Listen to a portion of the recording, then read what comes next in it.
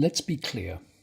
Electrosensitivity, often referred to as electromagnetic hypersensitivity or EHS, is not a disease, a weakness, or a figment of the imagination. It is a biologically correct response to an environmental pollutant.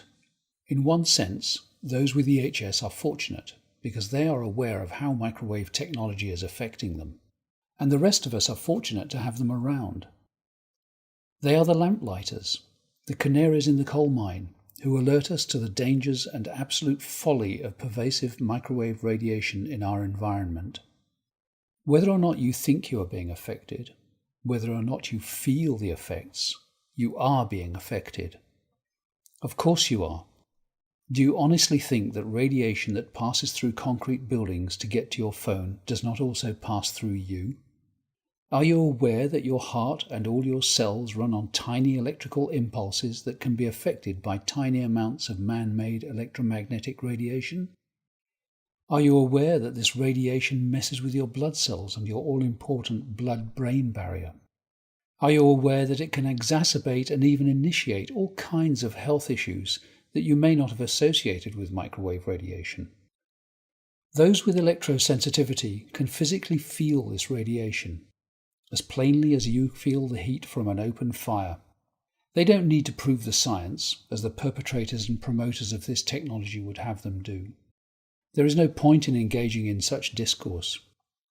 The industry is well funded, well prepared to face the music, and adept at creating spin and doubt designed to handle controversial situations, as has been done in the past with smoking, asbestos, thalidomide, and more.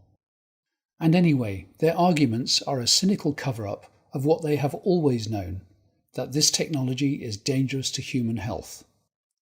No, those with EHS aren't playing games. They didn't choose to become microwave refugees with all the health, financial and social challenges that result. They didn't choose to lose their savings, their homes and their livelihoods. They would much rather be enjoying a happy, healthy life with the freedom to go where they do choose.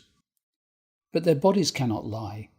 Their bodies will never be convinced by spin, clever arguments, or pressure to fit in and stop making a fuss. And they should not be forced into social isolation, be marginalised, ridiculed, or regarded as hypochondriacs. As the numbers of those with EHS grow, and the impact on our nation's health and finances continues to increase, those who feel the radiation should be valued for recognising and acknowledging the truth. They are the ones we should be listening to if we are to survive on this planet. Because it's not just about us. Our whole ecosystem is affected. The birds, bees, animals and plants on which we depend for our survival are all being affected by this known carcinogen, this known biohazard. Our children are particularly vulnerable. If you use your mobile phone near your children, if you allow your children to use a wireless device, if you expose your children to Wi-Fi at home or at school, they do not have the means or wisdom to object.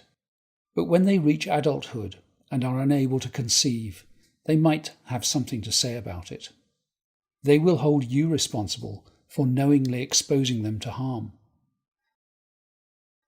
It's time to wake up to what's going on, to face our denial and take responsibility for our choices. It's time to EMF off.